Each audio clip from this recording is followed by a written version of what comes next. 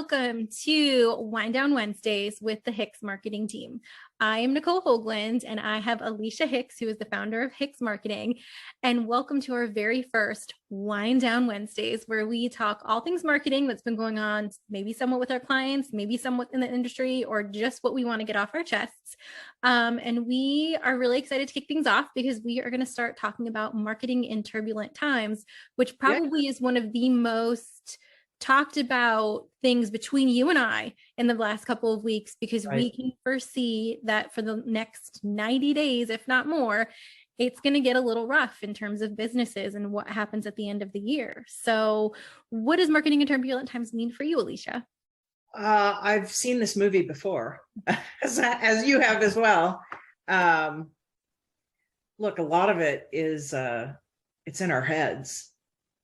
We've been worried about an economic correction since I remember talking about it before the 2016 election, and then hearing about it. Of course, the whole world was supposed to fall apart in 2020 and beyond. And I guess it kind of did when the pandemic hit, but we've been bracing for this for a long time. And a lot of it's a head game. Some of it's serious, and it can be serious, but I don't know about you, but I've seen at least 3 emails today cross my desk with the economy in the subject line. Mm-hmm. And also somebody brought up cutting market, not to cut marketing during a recession or during economic troubles, and that's a refrain I've heard before also. And there's some points to that. So. Well, and I think too, we've seen it, especially over the last couple of months.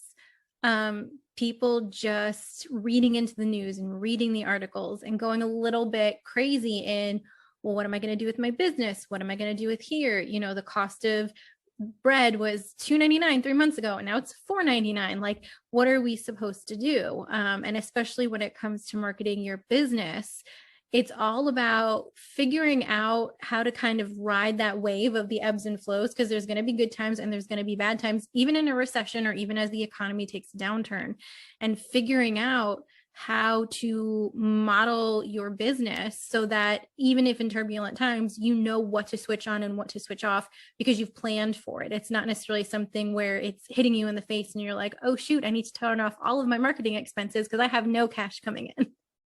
Yeah, sometimes that's the knee jerk or people are told, my so-and-so told me, I had somebody say, well, sorry about, I'm sure you'll be doing less marketing. Well, no, I mean, when the pandemic hit, everything exploded. As we're going into this, whatever this is in the near future, our clients are recognizing, hey, we got to get back to the fundamentals. No one wants to close. You don't want to lose your business during a recession. But now more than ever, don't do anything crazy. Mm-hmm. Now more than ever, make sure you're tracking your marketing and you're using the resources and tools that you're paying for, or you're really utilizing free. That's our favorite thing, is helping people, like, maybe you can do this for free for a while before you have to upgrade or buy that expensive marketing app to run your business. So we like to help people with that. And I think, in another world, when I was managing sales teams, I had a boss that used to say, when the economy turns bad, it is not the time to beat people. You beat them during good times. I disagree with that. But, I guess the bigger point was tighten down when times are really good and be a little more gentle and keep going forward when times get rough. So that makes sense. I think it's having a plan too, in kind of looking at over the last couple of years, how has your business fared in terms of, have you met the goals? Have you brought people on? Has that cash flow increased since bringing people on?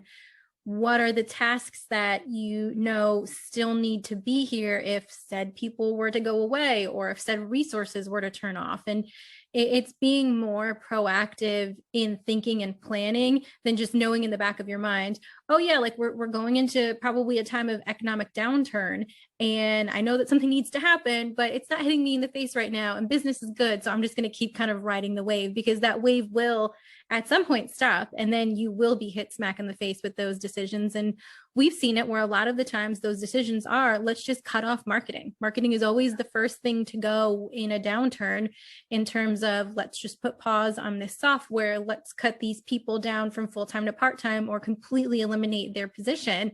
But there's still work to be done, and there's still things that need to be looked at to make sure that there's no missed connections or missed opportunities because you completely shut things off. Yeah. Who's going to do the work? And you can't really necessarily spread that across your already stressed out, overworked staff, but yet things have to get done. And I think you mentioned bringing things to a grinding halt. I don't want to quote Newtonian physics here, but there's something to be said for, a machine in motion stays in motion and can go faster, easier than something that's not in motion. It's just harder to go from stop to start than it is to keep going and go faster and modulate. I'm too much coffee today to bring Newton into the deal, but it's just really important to be smarter going forward. Of course, you should, if you're running your business, you should be smart all the time about these things. But the reality of it is, for people that just got done with their taxes, how many marketing as a software services are you paying for every month? Those recurring dings to your bank account and credit cards for things like, design and webinar meetings and automation. Everything that GoDaddy bundles, they have a beautiful recurring revenue model that just grows and grows and grows, and it's hard to unwind. And then you realize you're spending a lot of money on stuff, and some of those things you're not using. And we've fallen victim to that as well. It's a good time, really good time right now to take a hard look at that. Let's make a list, start to soup to nuts, everything you've got. Do you like it? Are you using it? What's a cost? Can we get it cheaper? Do you need it? What can we replace it with? And we're having some of those conversations now. Well, and I think too, to take it to like that next level, it's not just looking at all the kind of marketing as a software expenses and who does those jobs and what tasks are associated with them, or are you even using it? It's, if I were to turn this off today, how would that affect everything else? Because that's something we've also seen, where you get to the tax portion of the year, you see all the expenses, and you're like, oh, I haven't touched this software in 6 months, or this thing isn't applicable to what we do anymore. And then you go and shut it off, and you don't realize, oh, that was actually attached to my website. And now my email's not, database just left. And now my email's not working, and the leads aren't coming through because that was a specific thing that I didn't know was tied to it. And we see clients come to us all the time, hair on fire, where they're like, help me, this literally isn't working anymore. And we have to peel back the onion in. We get it. This probably isn't applicable to your business, but before you shut it off, you should have asked these questions to see exactly where all of those cogs in the wheel go to make sure that as you're stopping these services too, it's not going to impede the other efforts you've already done in your business to help keep things moving forward, just with a lighter expense. Right. And they do that by design.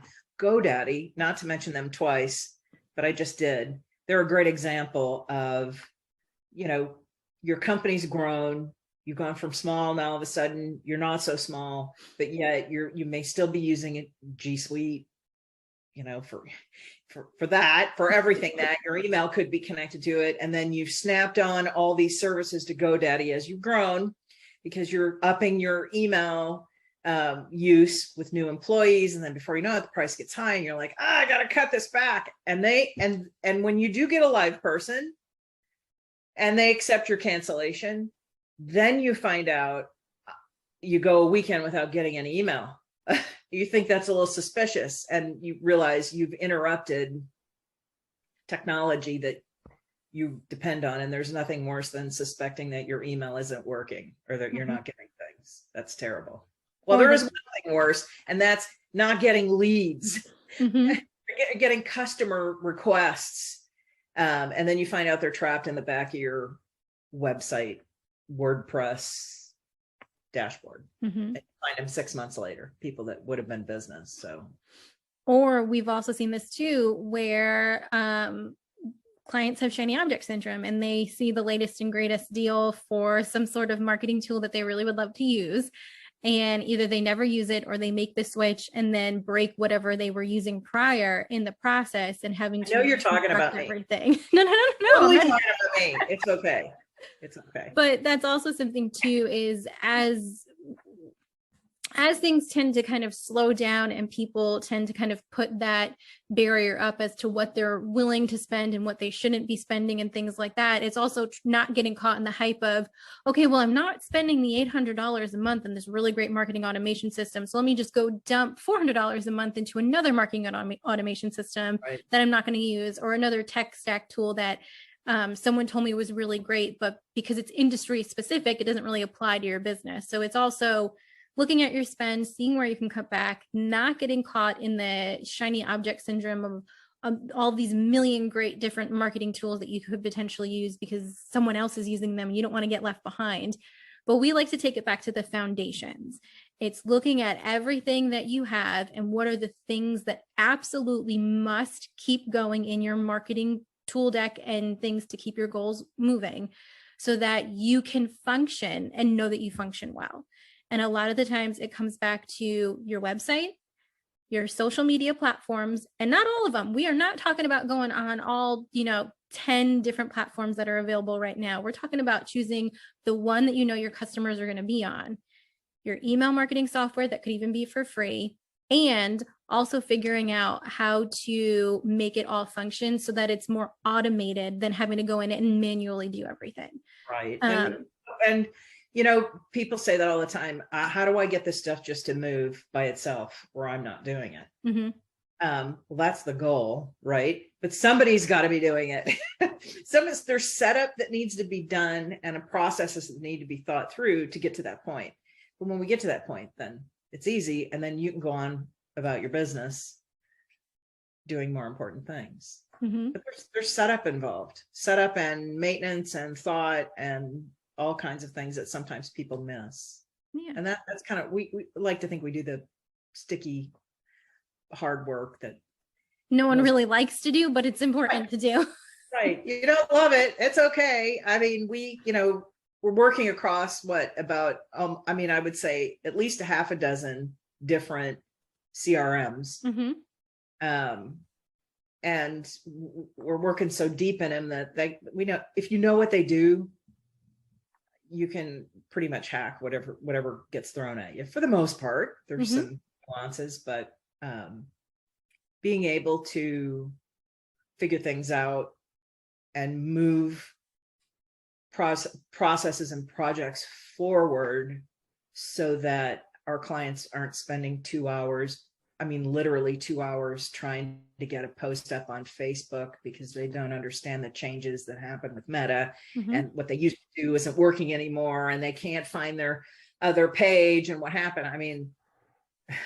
These are real things, and it's totally aggravating to lose a couple hours of time on something. Yeah. Or figuring out another good example, how to get a blog post up on the website that you have. Was it a WordPress? Is it something that's HTML? And figuring out all those nuances that then connect to you actually posting on Facebook. And for us, not to toot our own horn, that could take us between 15 and 20 minutes, depending on what content they have, how much formatting, did they give us the images? Do we have to design something?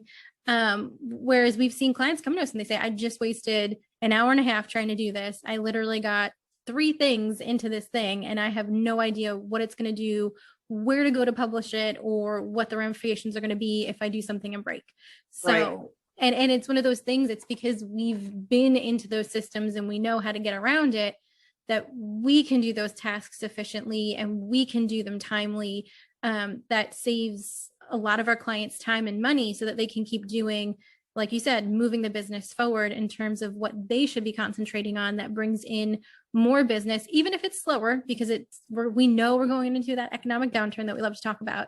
But it keeps the doors open, it keeps the lights on, and they don't have to feel as if they're cutting expenses and people and then having to replace it with them doing the workload. Because at that point, we know even if you cut people, yeah, there's still work that needs to get done. That person was responsible for something. So unless everything that they were doing goes away, who's going to take that workload on, and who's going to take it on for a decent price at that point? Because we know, even from doing on our own research and what we've seen people talk about, marketing can be a very thriving and lucrative position right now, especially depending on the companies you work for.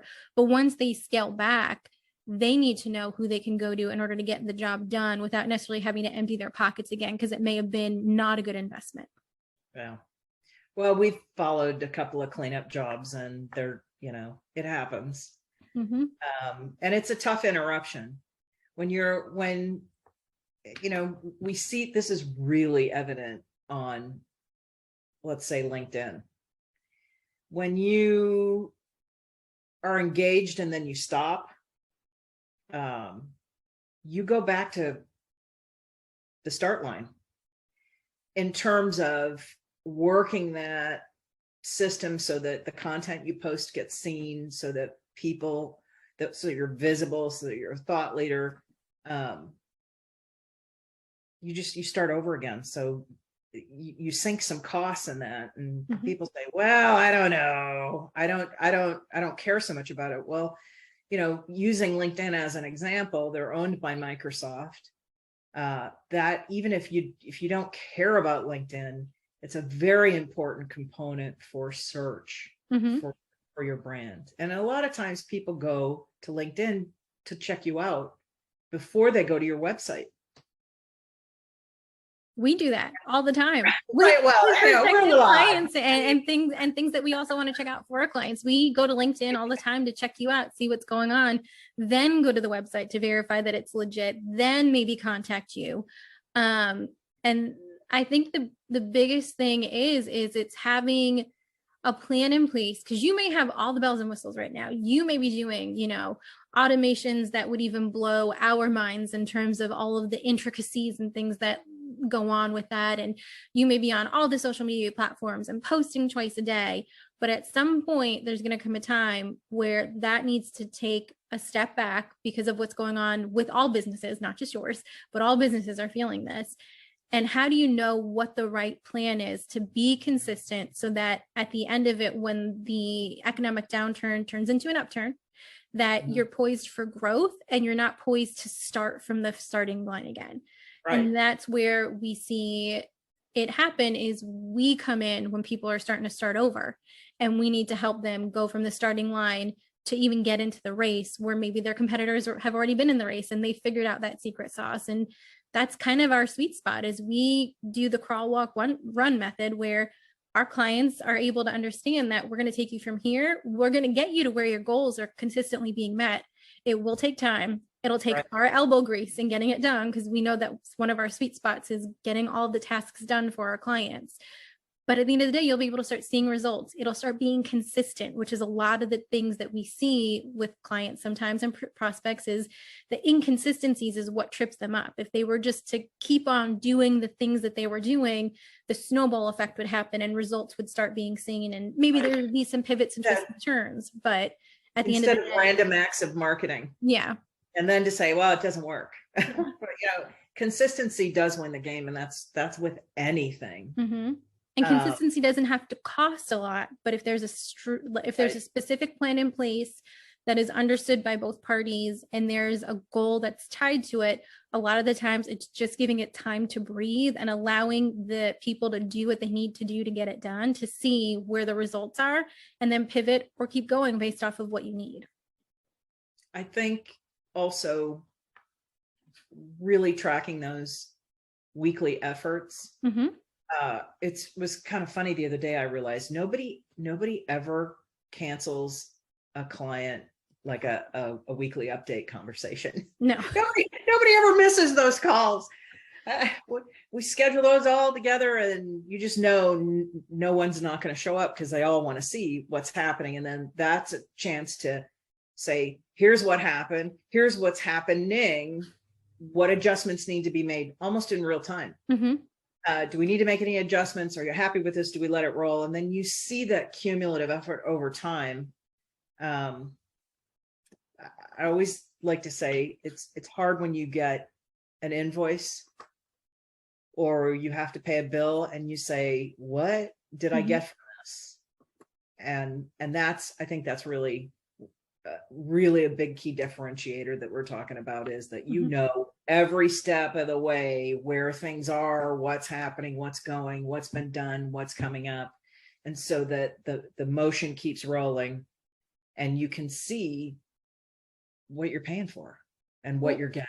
And allows us to come up with a plan too when we look at those metrics before the client even sees them, to see exactly if there was a week where maybe something was off, we can dig into the nitty-gritty and see exactly why and come with an explanation and a plan for that, so that the client's just not asking us and we're standing there like, oh, we didn't even realize that, like, we didn't meet our goals this week, or we didn't get the results, or we weren't paying attention to this. And I think that that's something too where it's the little details that we pay more attention to on a weekly basis that lead to the overall success of the campaigns, because eventually we will get there and eventually those results will be seen.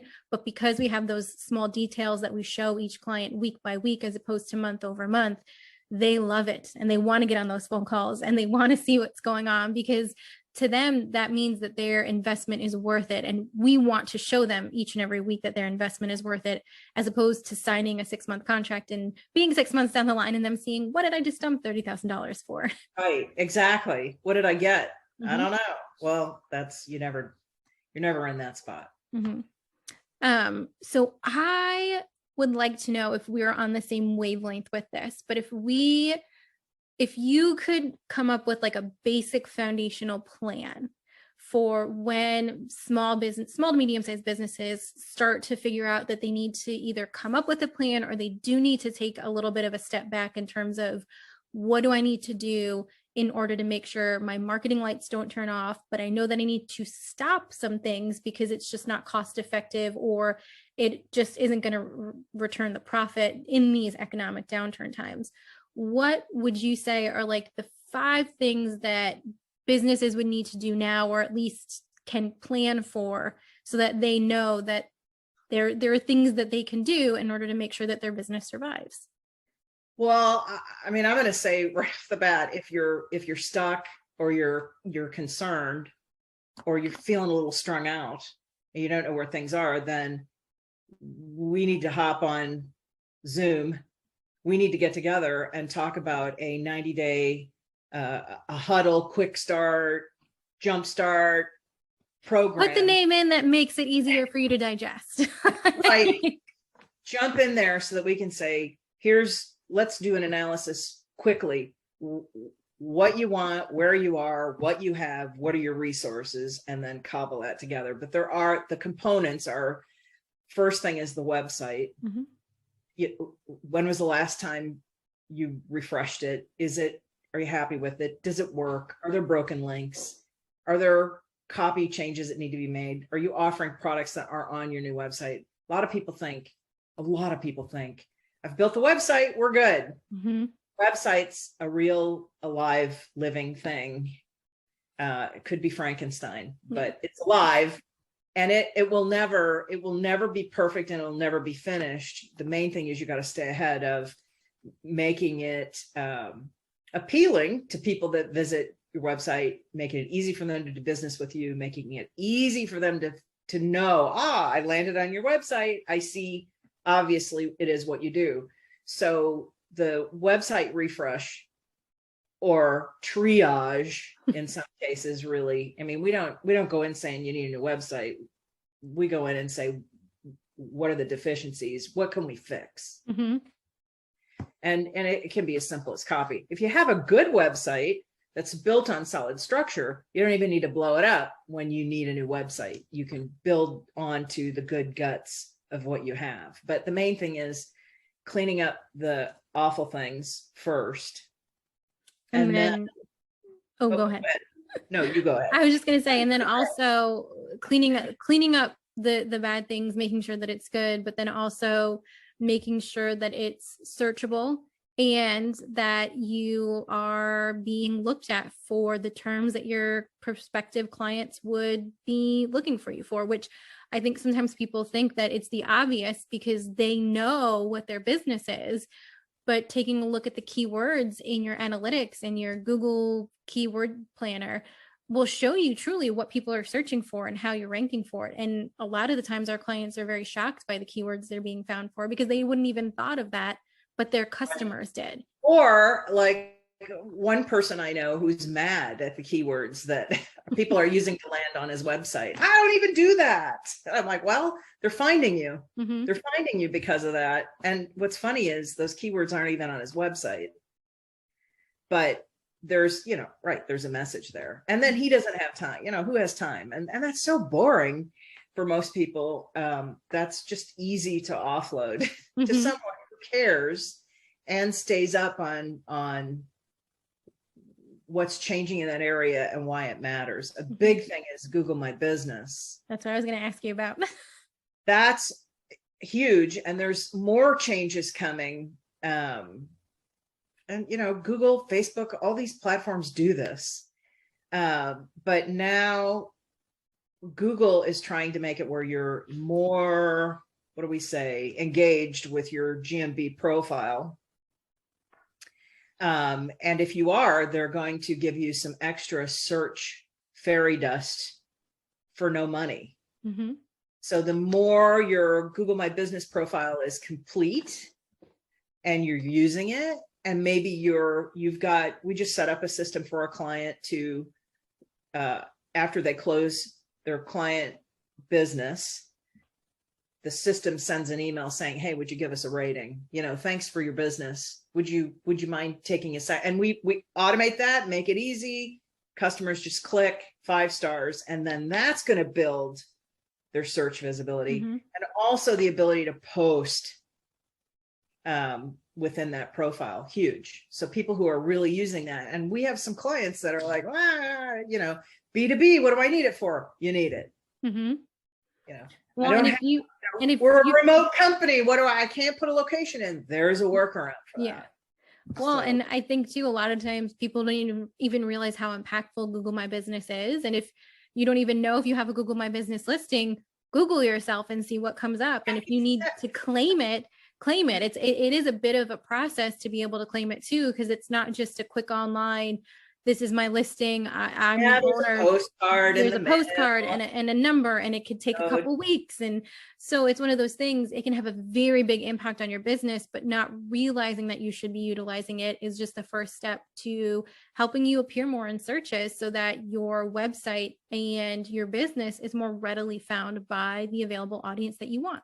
And that doesn't cost anything. Mm-mm. So that's one of the 10,000 details in your overall marketing that you can't possibly stay on top of by yourself. Mm-hmm. That you can't run a business and do all that by yourself, but that adds up and makes a difference. Social media profiles. If you hate social media, by the way, who's cooking chicken in NyQuil? I have no idea. I saw that and I just was like, a good idea. No, that just, it's like the new Tide Pods challenge. Like, it's just first of all, it's just gross. NyQuil is gross. It is not to be meant to mix with food, but to cook it, raw chicken in it. No.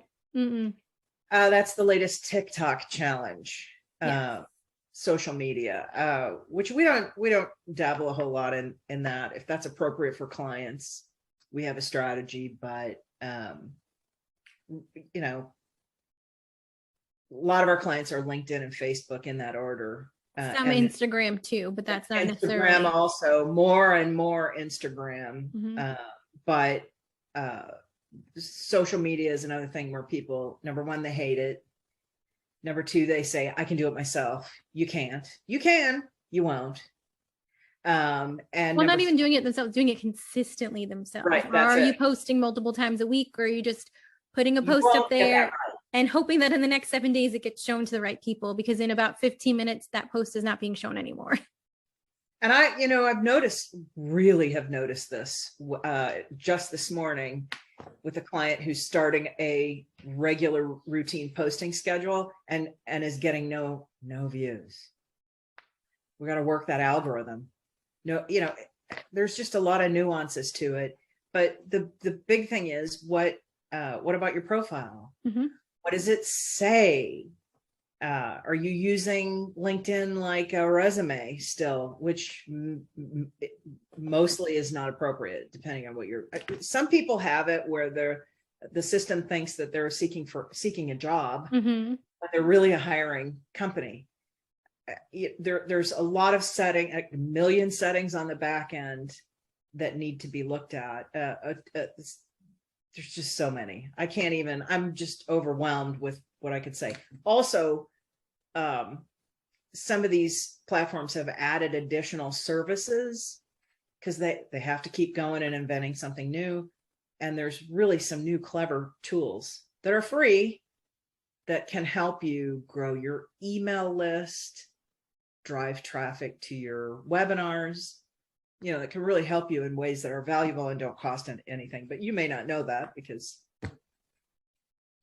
your joy is not marketing, which is what our joy is not staying up on these kind of things that change all the time and totally aggravate you. Yeah.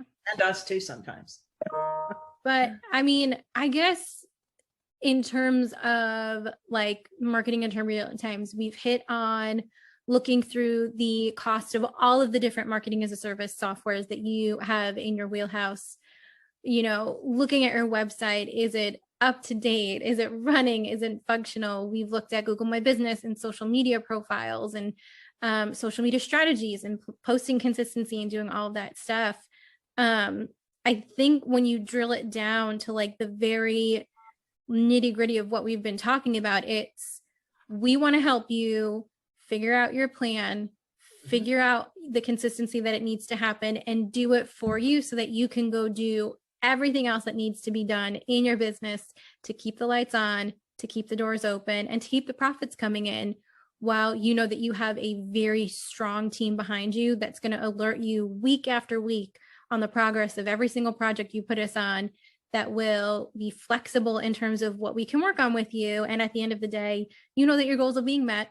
And that even if the market really decides to dive off that deep end at some point, that your plan will still be there, the tasks will still be done, and you can keep going and selling, even if it's not at a super consistent rate because of how the market's going. And look at us as accountability partners. Mm-hmm. I mean, really, how many times in the beginning of the year is famous for this? New year, we got a plan, yay. And then, oh my God, you're overwhelmed and everything changes and all blows up. The next thing you know, it's May. And then what happened to that thing we were doing in January? We didn't get to it. When you work with us, we have the structure where we're busy working behind the scenes. You know what we're doing. We're communicating and working. We're meeting every week on this, and we're keeping you on track too. Mm-hmm. So that if you get too far off track, we're here to help with that. Mm-hmm. And we've stepped in many times just saying, hey, you've got this going on. This is what we'll do. We've got it covered. Mm-hmm. Go and do. And clients find that helpful. Yeah. Accountability partner. I know. I like that. I like the sound of that. That's why they don't miss a phone call. I know. All right, everyone. Thank you so much for joining us. Where was the wine? We didn't. It's like it's tea. like 1:10. I mean, I gotta go pick my daughter up at school. I will be having wine later. We'll be winding That's down not a good all look in day. the pickup line, is it, Nicole? No, not a good look. Drinking mom. But thank you guys so much for joining us for our first ever Wind Down Wednesday. We will be doing this twice a month. So Yay! Twice a month, you will be getting us. If you have any topics that you would like us to discuss in a future Wind Down Wednesday, please put them in the comments below, whether you're finding us on YouTube or our social platforms or even on our website. We would love to know what you want to know from us. And if you feel like we could be helpful in planning your marketing in turbulent times safeguard plan for your business, make sure that you click on Alicia's schedule a call, book a call calendar link that we'll be providing in the description of this video. And we hope that we can speak to you soon. And if not, tune in for our next Wind Down Wednesday in 2 weeks. Yay. Thanks so much, everyone. We will talk to y'all later.